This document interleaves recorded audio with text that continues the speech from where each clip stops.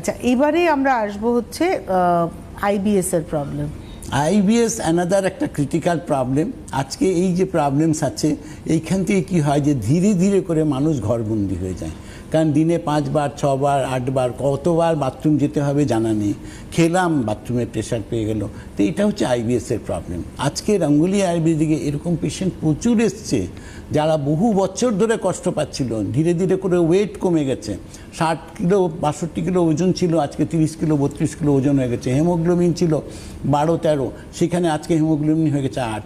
তো আজকে ধীরে ধীরে করে শরীরটা রুগ্ন হয়ে গেছে, অনেক প্রবলেমস। কিন্তু রঙ্গোলি আয়ুর্বেদিকে আসার পরে কিন্তু তারা একটা পজিটিভলি পেয়েছেন, কি রোগ মুক্ত হতে পারছেন।